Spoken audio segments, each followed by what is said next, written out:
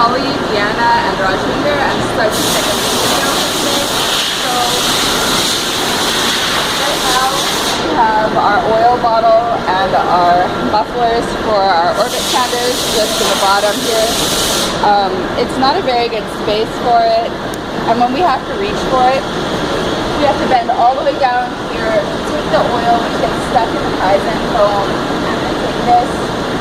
So we're going to find a new home for these two things today, so we'll see you in the next video. Come up with a better solution for storing our mufflers. So we didn't like the way that they're stored over here. It just doesn't fit, it doesn't look nice, and it's taking up a lot of space. So Rajwinder made this little container right here because we couldn't find a container that fit all of them and was this shape at the bottom. So what she did was she took one of these glue bottles, she cut the top off, and then she made a lid out of one of these. So now when we put the mufflers inside, they'll all fit, and it's in a small little container, so it doesn't take up as much space.